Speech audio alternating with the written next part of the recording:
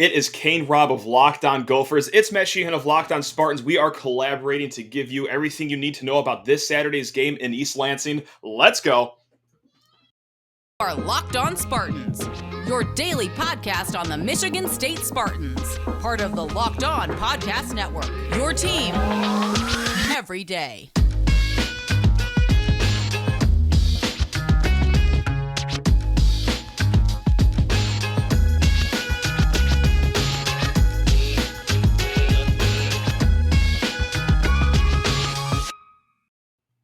What a time to be alive. Hello, Spartan friends, and hello, Gopher friends as well, because what's better than one Locked On host? Well, it's two Locked On hosts. We got, it's me, Matt Sheehan, and we also got my guy, Kane Robb of Locked On Gophers. We got a game to talk about on Saturday, Rob. Mr. Robb, I'm sorry. How are you feeling for it, by the way, here as we head into kickoff in just a few days? Because I'm doing horrible over here. I'm very stressed. Michigan State is 2.5 home underdogs. So, Kane, take me to church. How are you feeling over there right now?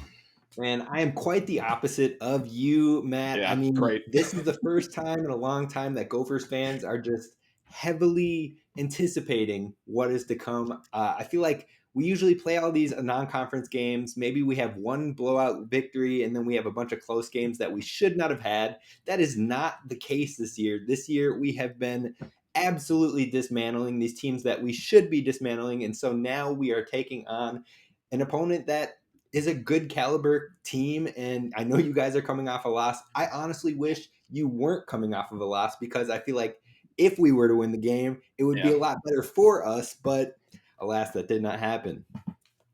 You know, there is something to be said about that, because Mel Tucker, last year was pretty good off of losses. There weren't a lot of them last year, luckily, but yes, Michigan State responded in both losses. So we'll see how they respond this year. We'll get into it later. In the second segment, I'm going to be asking Kane about his Gophers more in detail. Last segment, he'll be asking about our Michigan State Spartans more in detail, but just the game as a whole. The line comes out, and Vegas isn't the end-all, be-all of everything, but let's be adults about this. They know their stuff. And with Michigan State being 2-point underdogs, your Gophers 2-point favorites, obviously, were you surprised to see that line, or are you feeling that well about your Gophers after murdering 3 lesser opponents? You're like, nope, that sounds about right, going on the road and being favorites. Honestly, I have always had a gut feeling that we can take this win against Michigan State from the second the schedule dropped. Gotcha. But that being said, I was very surprised by this line. I'm not going to lie to you. Going into East Lansing and being favorites and having Michigan State be dogs, I'm not going to lie to you. I'm not going to act like I was so confident in our team that I expected to be favorites. No, I was expecting it to be a low line, a close line, but not in our favor. Not in our favor at all. And so, with that said, what worries you the most, though, about Minnesota? Obviously, you have every reason to be optimistic right now. I mean, you just came off of another win that was I think the score was 84-3, seemingly against Colorado last week. But is there anything that you've seen in the first 3 games, oddly enough, despite the blowout wins, where you're like, things might not go well here in East Lansing coming up Saturday? Overall, I haven't been too worried with what I've seen so far, but what is to come is slightly scary. We lost our wide receiver 1 to a season-ending injury this past game in the second quarter. Now, fortunately, right after that, we did see a wide receiver in Dalen Wright, who's our wide receiver 2. We saw him step up and get a major touchdown grab, like literally 3 plays after the injury happened. So you like to see at least that connection was starting to spark. It was something I had mentioned prior to our week 3 game that we needed to see that connection just in case something were to happen. And then something happened. And we lost Chris Bell. So I am a little bit worried, especially because from what I've seen of your Michigan State team, and you can correct me if I'm wrong, but the pass defense has been the issue. And we just went and lost our number 1 wide receiver. So there is a little bit of tentativeness with my excitement for the weekend. No doubt. Oh, and I'll correct you if you're wrong. You're not wrong. It's it's the thorn in our side once again, just like it was last season. But hey, maybe this is a get right game against an offense that just lost their number 1 target, and with the quarterback in Tanner Morgan, who hasn't thrown for north of 300 yards since week 10 of the 2019 season. But I digress. If there's ever a defense to do it against, Hey, they live in East Lansing, Michigan, and you're about to visit them on Saturday. Yeah, obviously, hey, the loss of your number one receiver is something I want to get to in a hot second here, but just at least remind just one more just broad overarching question here as we take a blimp look at this game in the Minnesota Gophers here. How are you feeling about the PJ Fleck era so far? Are things trending in the right direction still? Were you hoping that you get a little more by now? Or, hey, as you guys are sitting now, as right now, BetOnline has it as the second highest odds for a Big Ten West team to win the conference. Are you feeling pretty okay with how things are going so far in the Fleck era? I am actually stoked about how things are going in the PJ Fleck era. Now, Gotcha. there are things that I wish maybe we would have been. I wish we would have won the West by now. There were opportunities, 2019 Gotcha. especially. We should have brought it home. Even last year, there is a very strong case that we should have been 11-2, dropped a silly game to Bowling Green, dropped a Yeah. silly game to Illinois, and then led Iowa in every statistical category and somehow still lost the game. Yeah. Like, there were a lot of reasons, but on top of that, we've had an 11-win season and a 9-win season in our last two full seasons. So I am excited. You're seeing the recruits start to come in, and you're seeing, even if it's not a top 15 class every year, the recruits that we're bringing in, these guys are built in a way that we Okay. haven't really seen our recruits come in. They're guys that can look like true starters. In our press conference this week with PJ Fleck, he talked about being able to see some of these young guys in the blowout victories because they're getting opportunities late in the game. And he's saying some of our young guys look like they should be the starters. Now they still have to put it all together with the playbook and everything like that. But as far as build and maturity goes, that's exciting to see and is something that we haven't seen as Gopher fans in quite some time. And so is it like a Big Ten West or bust sort of season right now? Or is, hey, look, last week for Michigan State fans, the Washington game was going to be a big test after blowing out two lesser opponents. Okay, hey, we're going to learn a lot about our team. And almost unfortunately, we learned a lot about our team, not a lot for good reasons. But is this kind of like that game for you that, okay, we're finally really going to get to know who these Gophers truly are and then set expectations from there, or the expectations for a Big Ten West or anything else that your goals might be? Are they still up for grabs? I think the Big Ten West right now is the main goal. Regardless of this game, I think we all circled this game as Mhm. one that will be a very big game for us in our schedule. I think this, Penn State, and then, of course, as we close with Iowa and Wisconsin, those are the four games we've circled on the schedule to show us, are we legitimately contenders in this West? Are we contenders maybe in the Big Ten? Do we have that sneaky sleeper status, or is it all for naught? Now, I think Yeah. this year is starting to feel more and more like the time is now. You have to do it now. You have your quarterback that is in his final year of eligibility. You have your running back who is absolutely dominating in every facet, coming back from an Achilles. And it's just all clicking, it's all locking. And you know that you're not going to have those guys back next year. It's Mhm. essentially starting with a lot of fresh faces next year, or faces that you're used to, but not at the capacity that we're going to need them to be. I think the time is now as far as the West goes, especially because you probably are of the same mindset, but these divisions are going to be gone here pretty soon. So I don't want to hear from all these Iowa fans, all these Wisconsin fans, oh, you never won the West. Understandable. Yeah, no doubt about it. And should we just get into the nitty gritty here, Mr. Let's Rob? Should do I it. ask you in depth question about the Gophers and you bounce it back with questions about the Spartans here? Let's just get into it in the next segment, Absolutely. shall we? But first, hey, Kane, we got to talk to people's ears off about the fine folks at LinkedIn. That's right, we're talking LinkedIn jobs. And these days, hey, every potential hire can feel like a high stakes wager for your small business. So you want to be 100% certain that you have access to the best qualified candidates available. Wouldn't you agree, Mr. Rob, over there in Minnesota? That seems like a pretty responsible thing to do. So why don't we all head to LinkedIn Jobs right now? LinkedIn Jobs helps you find the right people for your team faster and for free. And if it's free, it's for me. Hey, go add your job and the purple hashtag hiring frame to your LinkedIn profile to spread the word that you are hiring. And simple tools. Use them like the simple screening questions. They make it easy to focus on candidates with just the right skills and experience so you can quickly prioritize who you'd like to hire. And, well, yeah, that's right. Build your team and become the powerhouse small business that you strive to be. It is why small businesses rate LinkedIn Jobs number one, not number two, Nope, number one, we're talking in delivering quality hires versus leading competitors.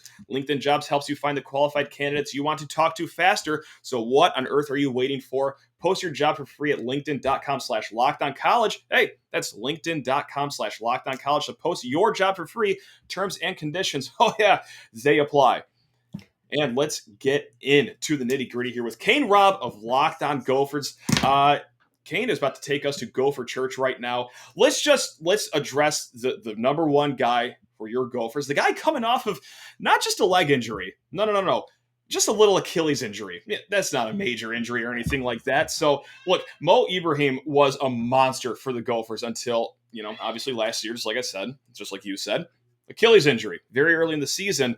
Has he bounced back to his regular form, or just how has he been this season? Is he just terrifying for defenses to play against? Man, I can't believe that I'm saying this, but I honestly think if he's not the exact same, he might even be a little better. He might be Right. more fluid than I had seen. And I'm not just saying that because I want to amp him up and hype him up, because I do. I do want to do that. But Mhm. he's looked so nice. And I was saying it back during fall camp. I was fortunate enough to go visit the Gophers and be on the field with them for part of their practices. I stood just as far as I am from this camera, from Mo Ibrahim, watched him making cuts, watched him. He's fluid, he's jumping, he's turning, he's cutting. His vision is still all there. And it's so nice to see. And then we were like, okay, are we hesitant? Like, as soon as he gets in the game, is it going to be any different? No. He has Mhm. continued his 100-yard rushing streak. I believe he's at either 12 or 13 straight games with over 100 yards. And not only that, but this last weekend, he had 202 yards. He just broke the program record for most 200-yard games in a career. He's looking good. And all of this has been in one half each game. So I'm excited. Yeah. I'm excited to see an opponent that he'll be in the game probably for the whole game. It's something you guys definitely need to keep an eye on. Yeah, goes without saying. Yeah, it's why I'm not going to sleep well this whole week. Actually, funny enough. But so, hey, I'm going to do a comparison from Michigan State to the Gophers. And last year we had a gentleman by the name of Mr. Kenneth Walker. In my humble opinion, the best running back in the nation, and he had the nickname of the Eraser because, hey, the offensive line made a mistake. He was good enough to dance out of it and make it look like a good run. Is that a situation over at Minnesota? Does Mo Ibrahim make the offensive line look a lot better than they actually are? Or are you confident that the offensive line is almost just as good as the running back himself, as you guys are road grading 5.8 yards per carry this season? And, well, maybe I'm spoiling it for you, but like you guys have only let up 6 sacks too, which isn't too bad. So is the offensive line really this good? The offensive line is truly very good. Now, the past few years, we were one of the best units in the nation, and I can Okay. say that with my chest puffed out, ready to go. Now, a lot of those guys are gone. We had 4 new starters on the O-line. The center, John Michael Schmitz, is back. He's rated as one of the best centers in the entire nation, and you can see it out there. He's clearing holes for Mo Ibrahim, so the line is really good. Now, that Okay. being said, we had 2 transfers come in, one from Michigan and one from Notre Dame. That was Chuck Filiaga coming in as our right guard and Quinn Carroll over at our right tackle position. They both have been doing very well. Quinn Carroll was one of our top 5 rated players in this last game when it came to PFF grades. He was the Mhm. 5th player on the offense, so he's looking good. Ariante Ursary on the left side of the line, he might be the best athletic wise offensive lineman Coach Fleck has worked with. And he said that himself. Daniel Faalele, who's now with the Ravens, has said that. So the line is legit and I'm excited. But I think the thing that you're going to see this weekend, regardless of how much he goes for, is Mo Ibrahim. He's not a guy that's going to burn you for a 50-yard touchdown, an 80-yard Mhm. touchdown, but he's just chunks and cuts you away for 6 yards a pop, 7 yards a pop, 8 yards a pop, then breaks out a 12-yard run. And the way he is able to bounce back after contact, that is the thing that he's quite different from Kenneth Walker, who can just absolutely erase you by making up for the Yeah. O-line. Mo just kind of fights through the contact, and that's what you'll see. It's almost like a boxer that always wins by unanimous decision at the end. Like he'll never knock you out in the 3rd round, but by the time 12 rounds are over, like he absolutely walloped you throughout the entire Right. contest. And here we are. So okay, great. I'm feeling awesome about the run game for you guys. That's so good for you. I'm so ecstatic. You guys are doing great. But hey, look, I think that okay. Unfortunately, you guys did have that devastating injury with Chris Auden-Bell, your number one receiver. How big is the drop off from Chris Auden-Bell to whoever the number two guy is? Is it really that drastic of a drop off, or are you feeling somewhat confident that it's like a next man up situation? Passing game's going to be okay this weekend. I'm not going to lie to you. I'm not going to put on a front. I'm Mhm. nervous. I'm Okay, nervous. Now, talent-wise, Dalen Wright, who is our wide receiver two, has the talent to maybe even be better than Chris Ottman-Bell as far as the type of athlete he is, the speed he has. He's like 6'2". He runs extremely fast. He can go up and win a jump ball, but he is one of the most inconsistent players on our entire roster. He okay, doesn't always show up, and the connection between him and Tanner hasn't been fully there. Now, we saw sparks of it again last week, which I'm excited for, but I'm nervous. If you look at it statistically, I'm pretty sure Chris Ottman-Bell's stats so far in like the last 2 years, if you combine his stats and then you combine the other four receivers on our roster right now and their stats, they still come in less than what he has produced in his time. So we're gotcha. losing a lot of production with Crab.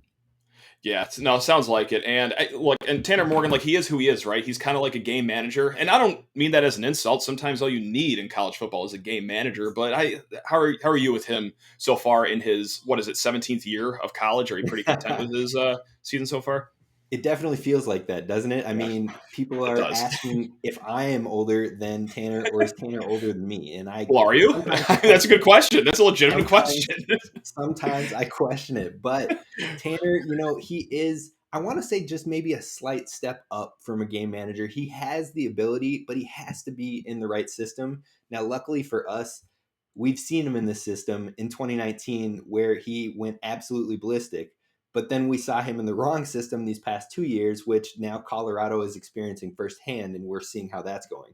But Sure. I think overall, the thing that Tanner does really well is he plays really well in the play action. And when you have a running back like Mo Ibrahim, who's constantly putting the defense on alert, it gives a lot of openings for Tanner in the play action. And so the biggest thing for him is just continuing to remain efficient. If you get a lot of pressure on him, sometimes he makes the wrong decision because he doesn't have an outlet pass or he missed it or anything like that. So the huge thing that I'll be concerned about, because you guys do have some freak athletes on that D line, is if Mhm. the pressure gets to him. And speaking of pressure, I just want to ask a few questions about the defense really quick because Michigan State last week in Washington, the offensive line, really tough to have a worse performance than they did, honestly. Yes, they only let up 2 sacks last game, but that doesn't tell the full story. Peyton Thorne scrambling for his life pretty much the bulk of the game last weekend. So with that said, for your defensive front, how is your pass rush so far this season? And is this something that, us Michigan State fans can just feel awful about going into Saturday's game? Honestly, of the entire defense, our pass rush is probably the weakest aspect of our Okay. defense right now. So it's not full on panic. But that being said, our secondary has been pretty locked down, especially when we have the ones in. The yardage that we have given up this year, which still hasn't been that much, has been when our twos and our threes have been in the game. So when our ones are out there, our DBs, our secondary coverage has been so tight that it allows the pass rush to get there, even though they might have a little bit more time to develop. But we've forced a lot of coverage sacks. So there's been a Got it. lot of that. Now, I would say our secondary and then our captain of the defense, our middle linebacker, Mariano Sori-Marin, those are the problem guys. Those are the people that will give you issues. So if you can find those openings, if Peyton Thorne has that tight window ability, and is able to thread the needle, then you might be okay. But I believe overall the pass rush isn't going to overwhelm you. There's just a lot of depth on the D line. So a lot of different guys that'll be coming in. So it's safe to say the secondary is the strength of your defense, or is it even the linebacker level or something that I'm not even thinking of right now? I think definitely the strongest aspect is that secondary. We have guys that are kind of stepping up in that front seven. They're showing themselves, especially pretty good at stopping the run game. I wouldn't say amazing at stopping it. It's just there's so much you have to worry about. I think the greatest aspect of this Gopher team is the speed of the defense. Our linebacker, who is now in his 5th year, I believe, has said this is absolutely the fastest defense he's ever been a part of. And it's been something that's caught me off guard a ton as a spectator. Is like there's plays where I'm like, oh, that QB is about to scramble out to the right for a first down, easy money. and then he gets like a 3-yard gain because two different guys show up in his face in the matter of split seconds. The speed is actually really intriguing and something that excites me each and every game. And there you have it. All right, well, that was enough to fill us all in on the Gophers, and kind of justify why maybe Michigan State is 2.5-point underdogs at home. But hey, if you're a State fan, and that still didn't convince you that MSU is going to lose this game, head to betonline.net. That's right. Hey, but we're also going to counter this because Kane is about to ask me some questions about Michigan State here. But first, betonline.net is your number one source for all your pro and college football betting needs and sports info this season. Find all the latest football league developments, game matchups, news, and podcasts, including this year's Week 4 games for the college football season. BetOnline. Yes, it is also your continued source for all your sports wagering information, including live betting, esports, that's right, and scores. It's the fastest and easiest way to check in on all your favorite sports and events, including MLB, MMA, boxing, and that's right, golf season is back up and running. Go bet on the President's Cup this week. Team USA, minus 500 favorites to win against the international squad, so go put a few shekels on that. And also head to the website today. Use your mobile device. Learn more about the trends in action. Oh, yeah, that is at BetOnline where the game starts. All right, Mr. Rob, you brought us to Gopher Church right there, and I thank you for that. Now it's time to put me in the hot seat. Grill me about my Spartans that are coming off of a not a great loss in Seattle. So I'm in the driver's seat now. I'm taking over. Let's go. And the first thing I have to ask you before we dive into the nitty gritty, before we dive into the personnel that we need to know about, I got to ask you, how are you feeling knowing that the AP poll kind of disrespected you guys, dropping you from 11 to out of the rankings, the first team out of the rankings when it comes to the AP poll? Does that seem a little bit ridiculous, or how are you guys feeling right now?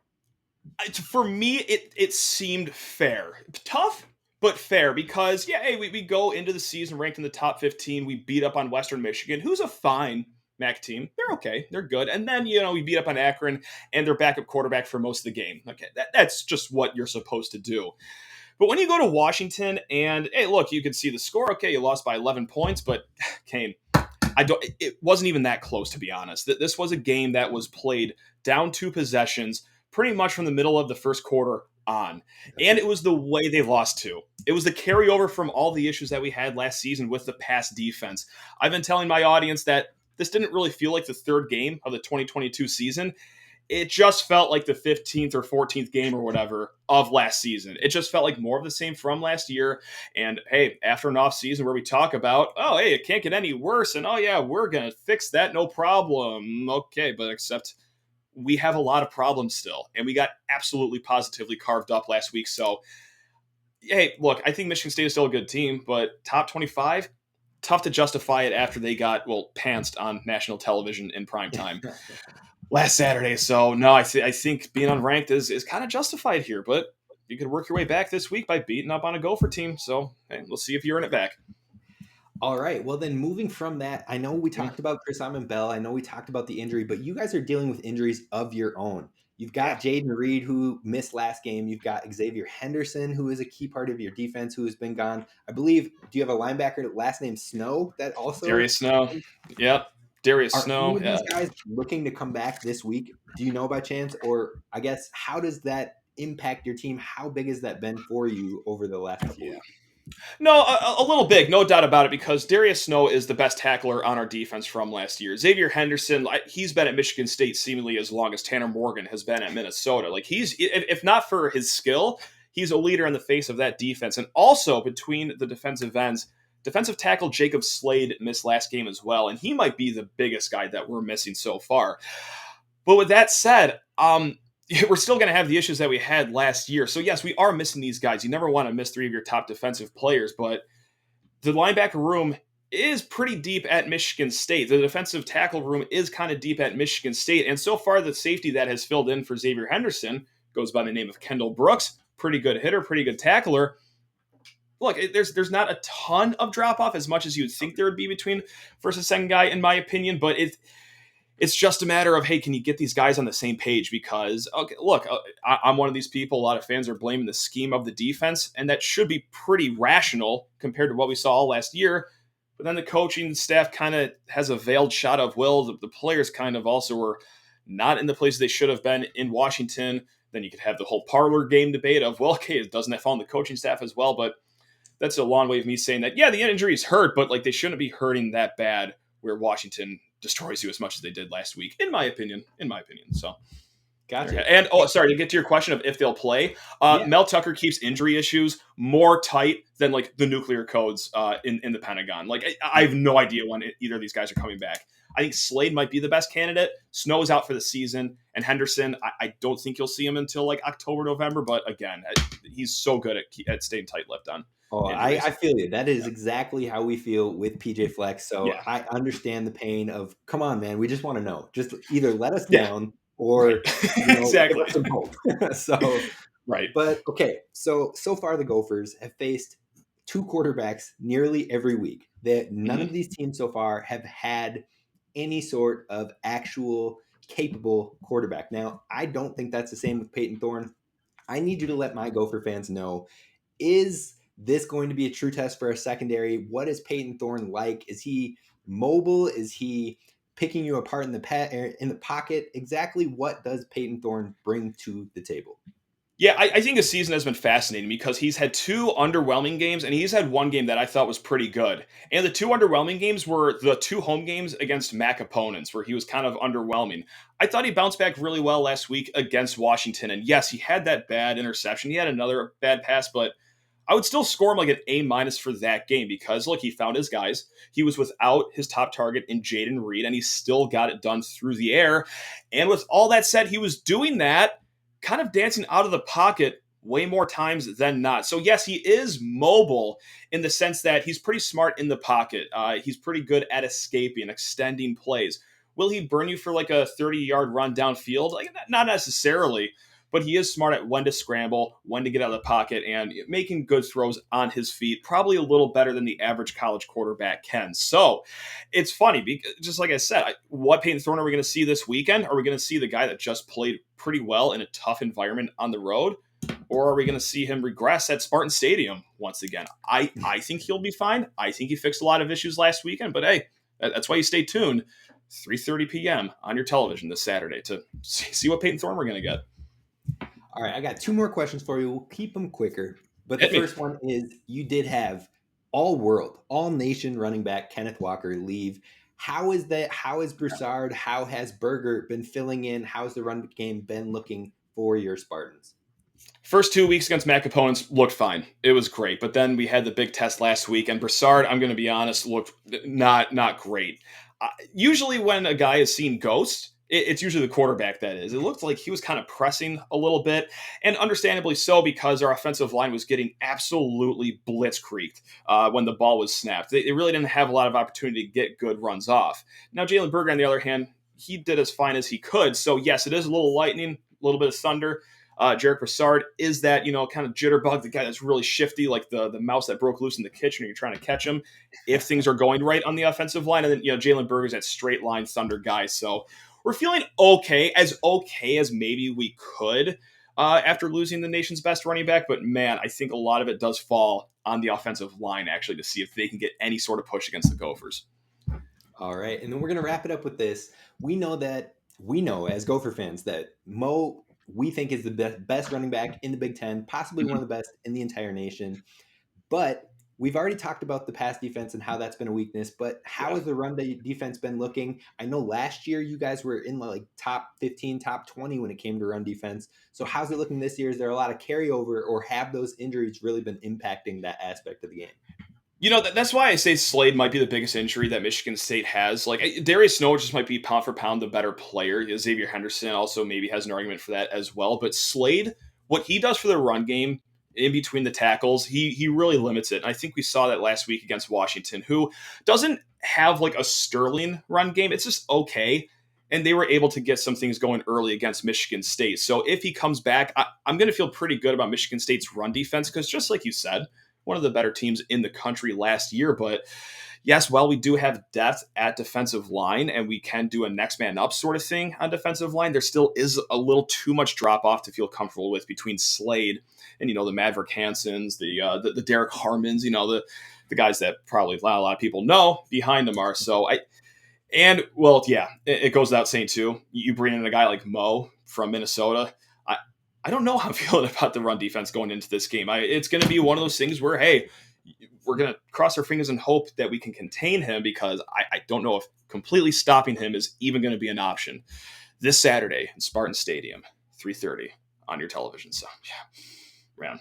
Yeah. Well, that's what I've got for you, and I truly appreciate you taking the time that we can make this happen. I know Gopher Nation is going to love having the other side of it. We're always curious. I can break down what I can see, but I don't know them as in depth as you do, and vice versa. So I truly appreciate that. Nah, Kane, you're the man. All the Gophers fans, thank you so much. All the Spartan fans, thank you so much for listening. Hey, we will be back. We both do this 5 days a week. If you want some more Kane Robb in your life, and who doesn't after this display here, go find them, Locked On Gophers, or at @4Kane Robb Video on Twitter. Kane, any final words before we shut this thing down completely? You know what? My final words are, let's just hope it's a great game. Regardless of the score, although I hope it's the Gophers, and I feel it's the Gophers, I hope it's a great game, and hopefully we got some great entertainment at 3:30 Eastern Time, 2:30 Central. Let's watch it happen. I should have shouted out to 2:30 Central Time. I'm sorry. That was very rude of me. But yes, there we go. Right there. Hey, Kane, this is awesome. Thank you guys so much. You guys are the best. Have a great weekend. Woo, let's go.